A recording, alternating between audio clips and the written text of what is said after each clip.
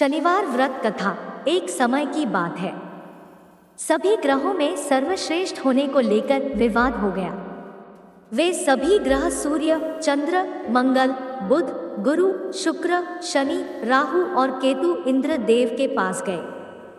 वे भी निर्णय करने में असमर्थ थे, तो उन्होंने सभी ग्रहों को पृथ्वी पर राजा विक्रमादित्य के पास भेज दिया, क्योंकि वे एक न्यायप्रिय राजा थे। सभी ग्रह राजा विक्रमादित्य के पास पहुंचे और अपने विवाद के बारे में बताया।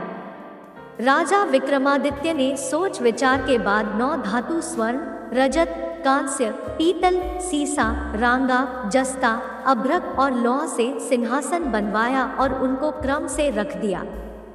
उन्होंने सभी ग्रहों से इस पर बैठने को कहा। साथ ही कहा कि जो सबसे बाद में बैठेगा वह सबसे छोटा ग्रह होगा। लोहे का सिंहासन सबसे अंत में था, जिस वजह से शनि देव सबसे अंत में बैठे। इस वजह से वे नाराज हो गए। उन्होंने राजा विक्रमादित्य से कहा कि तुमने जानबूझकर ऐसा किया है। तुम जानते नहीं हो कि जब शनि की दशा आती है तो वह 2.5 से 7 साल तक होती है। शनि की दशा आने से बड़े व्यक्ति का विनाश हो जाता है। शनि की 7.5 आई तो राम को वनवास हुआ और रावण पर शनि की महादशा आई तो उसका सर्वनाश हो गया। अब तुम सावधान रहना। कुछ समय बाद राजा विक्रमादित्य पर शनि की महादशा शुरू हो गई। तब शनि देव घोड़ों का व्यापारी बनकर उनके राज्य में आए। राजा विक्रमादित्य को पता चला कि एक सौदागर अच्छे घोड़े लेकर आया है, तो उन्होंने उनको खरीदने का आदेश दिया। एक दिन राजा विक्रमादित्य उनमें से एक घोड़े पर बैठे तो वो उनको लेकर जंगल में भाग गया और गायब हो गया। राजा विक्रमादित्य का बुरा वक्त शुरू हो गया। भूख प्यास से वे तड़प रहे थे, तो एक ग्वाले ने पानी पिलाया तो राजा ने उसे अपनी अंगूठी दे दी, फिर नगर की ओर चल दिए। एक सेठ के यहाँ पानी पिया। अपना नाम उज्जैन का वीका बताया। सेठ वीका को लेकर घर गया।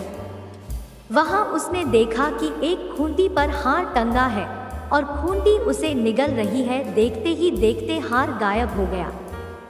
हार चुराने के आरोप में सेठ ने वीका को कोलवाल से पकड़वा दिया। वहां के राजा ने वीका का हाथ पैर कटवा दिया और नगर के बाहर छोड़ने का आदेश दिया। वहां से एक तेली गुजर रहा था। वीका को देखकर उस पर दया आई। उसने उसे बैलगाड़ी में बैठाकर आगे चल दिया। उस समय शनि की महादशा समाप्त हो गई। वीका वर्षा ऋतु में मल्हार गा रहा था। उस राज्य की राजकुमारी मनभावनी ने उसकी आवाज सुनी तो उससे ही विवाह करने की जिद पर बैठ गई। हारकर राजा ने बेटी की विवाह वीका से कर दिया। एक रात शनि देव ने वीका को स्वप्न में दर्शन दिए और कहा कि तुमने मुझे छोटा कहने का परिणाम देख लिया। तब राजा विक्रमादित्य ने शनि देव से क्षमा मांगी और कहा कि उनके जैसा दुख किसी को न दे।